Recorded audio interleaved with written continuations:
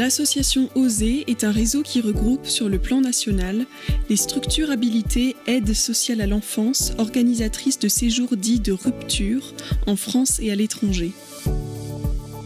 Paul, d'origine colombienne, a été adopté à l'âge de 6 ans. Lors de son arrivée en France, il a présenté de gros troubles de l'attachement, malgré une présence non-stop de ses deux parents.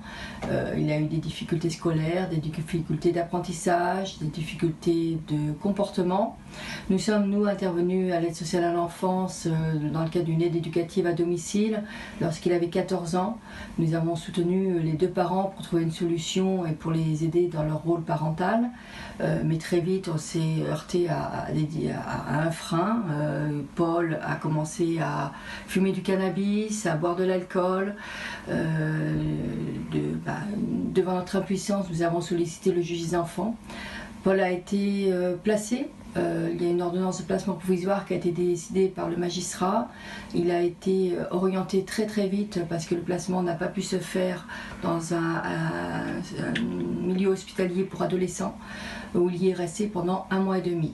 Aucune solution n'a pu être trouvée par rapport à notre placement obligatoire, je dirais, et nous avons dû inventer une solution adaptée. Paul n'est pas un cas isolé. D'autres mineurs aux problématiques complexes sont à la recherche de solutions d'accompagnement, comme Julie, placée dans une maison d'enfants qui multiplie crises et séjours en hôpital psychiatrique, Martin, que sa problématique abandonnique empêche de nouer des liens sécures, Pascal, qui exprime son mal-être au travers d'une consommation massive de stupéfiants, Amir, Léon, Sophie, Patricia, Nat, Tamara, Léa, Nathan et tant d'autres. Malgré les moyens conséquents engagés par les dispositifs départementaux de protection de l'enfance, un pourcentage incompressible de mineurs ne trouvent pas de solution répondant à leurs besoins. L'étude de Jean-Yves Barrère sur les incasables indique qu'il s'agirait d'environ 2% de l'ensemble des jeunes suivis par l'aide sociale à l'enfance. Environ 6 000 mineurs sur l'ensemble du territoire seraient ainsi concernés. C'est donc sans surprise que la question épineuse de la gestion des mineurs incasables, invisibles, à problématiques multiples et autres situations complexes est désormais abordée dans une grande majorité des schémas départementaux de protection de l'enfance. Mais ces adolescents sont-ils vraiment incasables ? Des accompagnements individualisés montrent qu'ils ne le sont pas. Ensemble, nous pouvons oser la prise de risque mesurée pour un parcours remobilisant. Ça nous permet aussi de voir autre chose que la France, que nos belles maisons, et ça nous permet aussi de voir des gens qui sont vraiment dans des problèmes et en difficulté, qui en ont besoin. J'ai beaucoup réfléchi, je me suis dit que je ne me contentais pas trop de ce que j'avais et maintenant je pense que je vais plus me contenter de ce que j'ai, parce que je sais très bien qu'il y en a qui n'ont même pas le quart de ce que j'ai.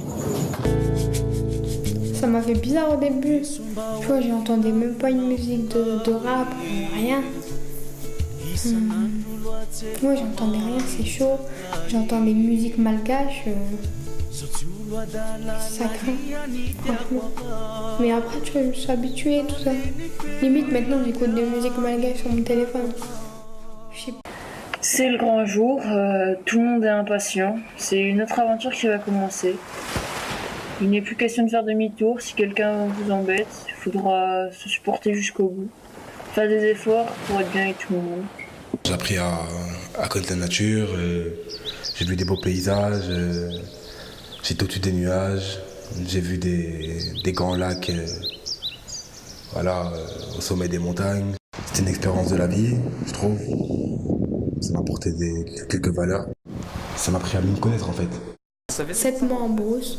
Ah bah c'est en brousse quoi, dans la campagne, 7 mois. J'ai pas vraiment vu les jeunes. Mais moi, je me suis vue changer. J'ai travaillé et tout. Au début, c'était difficile. J'étais pas habituée par rapport en France et tout ça. Et ouais, c'était dur. Ouais, le moment le plus dur, c'est quand j'ai croisé un taureau, une vache, je sais plus c'était quoi. En fait, j'en ai jamais vu de ma vie, d'aussi près. J'en avais vu qu'à la télé, tout ça. Et j'ai pris peur, je suis parti. Voilà. Il n'y a pas le même matériel. pas forcément les mêmes façons de travailler et tout, mais ça revient au même, quoi. Ici, c'est tous, on va dire, mes collègues de travail. Je les vois aussi un peu comme des amis.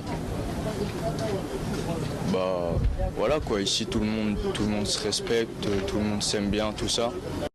Ce que j'ai aimé, justement, c'était ce côté pouvoir vivre avec le strict minimum. Ce séjour m'a apporté beaucoup de confiance en moi. Il y a un gros avant et un gros après. Parce que le avant, c'était vraiment le plus bas. Et en partant, j'ai en sorte repris goût à la vie.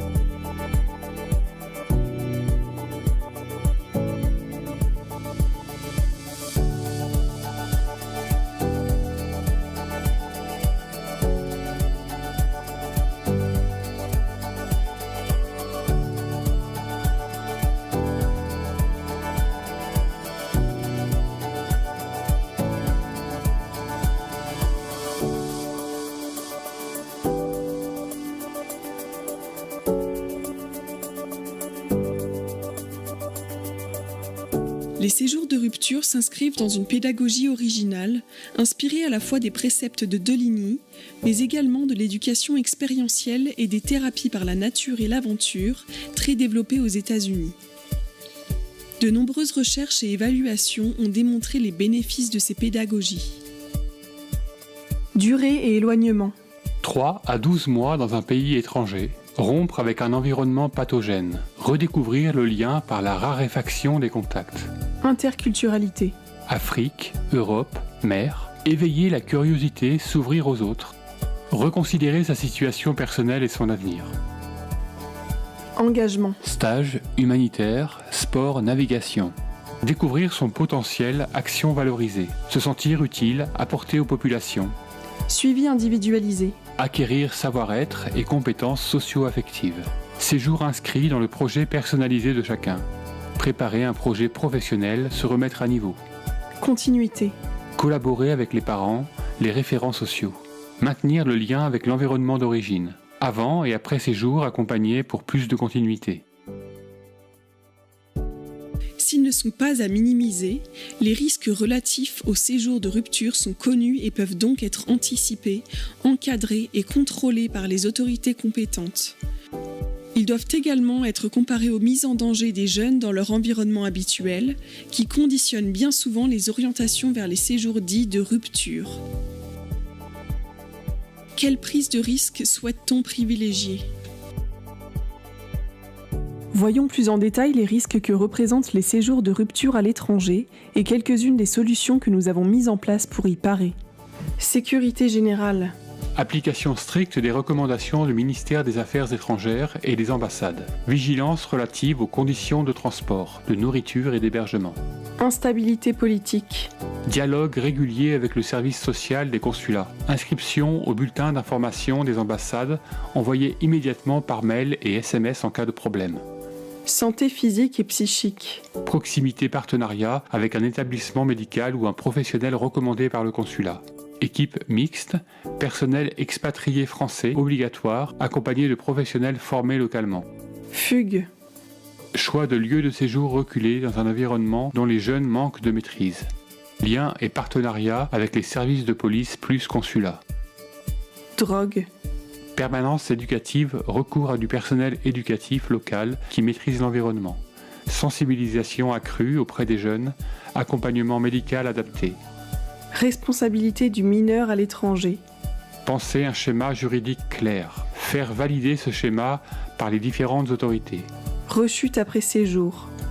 Intégrer le séjour de rupture dans le PPE, penser projet et non solution par défaut.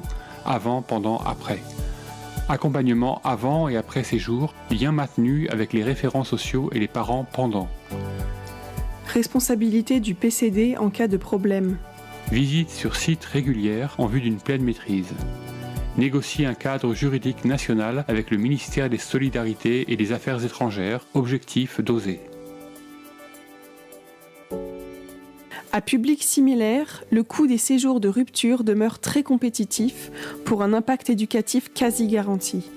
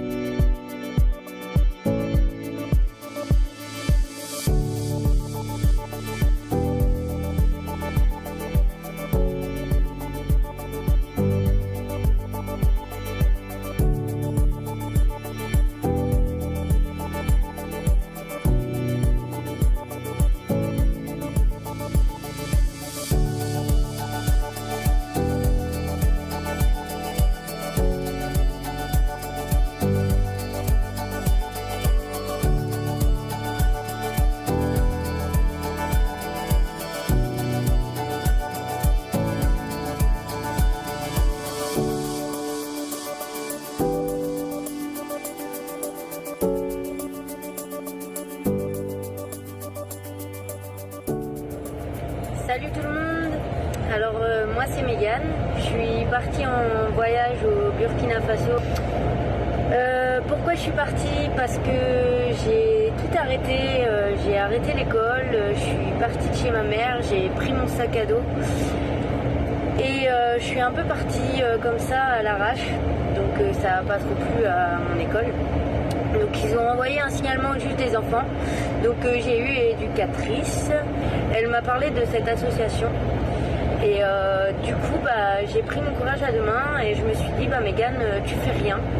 Alors écris une lettre, fais-le et tu verras bien. Du coup je l'ai fait. J'ai eu un entretien et j'ai été acceptée. Je suis partie. Je suis restée 4 mois au Burkina Faso, dans un pays magnifique, avec des personnes magnifiques. Ça m'a appris à... Ça m'a réappris plus qu'autre chose. Le respect, les valeurs de la vie, du partage et de la beauté de la vie aussi également, quoi. Et qu'il faut respecter les adultes, qu'il faut respecter ses parents et sa famille. Et non tout lâcher comme ça. Maintenant, je l'ai compris. Ma maman est devenue ma meilleure copine et je me suis un peu bougée. Je suis diplômée, j'ai 2 titres professionnels. J'ai passé tous mes permis poids lourds et je suis actuellement conductrice, comme vous pouvez le voir. Donc voilà. Et ça m'a appris énormément de choses, ce voyage. Ça m'a fait grandir. Ça m'a fait du bien, même si j'ai eu un peu de mal au début. Voilà, en tout cas, c'était top. Merci aux éducateurs d'avoir été là. Et voilà, merci, salut. Oser fête cette année ses 10 ans d'existence, ayant accompagné à travers ses diverses structures plus de 3500 jeunes vers la remobilisation. Quelques échecs, bien sûr, mais tant de vies transformées.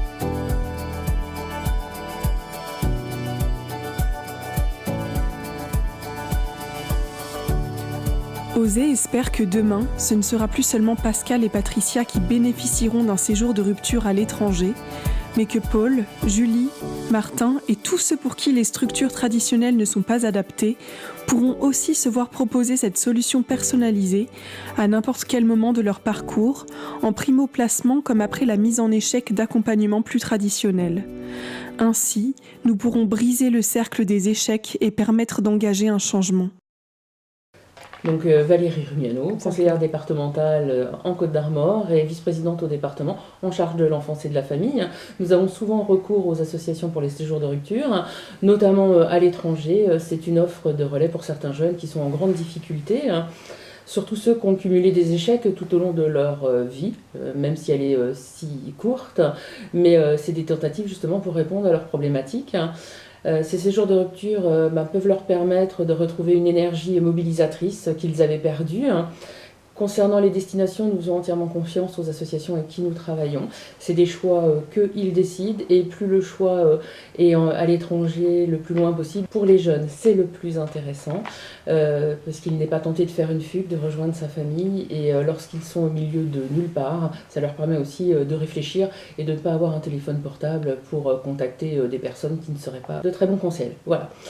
Nous sommes régulièrement informés par les référents du jeune que l'association nous font des remontées. Donc au niveau du département, nous gérons un budget de 75 millions d'euros pour l'enfance et la famille. Et pour les séjours de rupture, c'est un peu plus de 900 000 euros que nous mettons auprès des associations afin qu'ils puissent nous organiser ces différents séjours pour les jeunes. Merci à tous ceux qui ont cru en nous et à tous ceux qui demain nous permettront d'aider encore plus de jeunes en grave mal-être.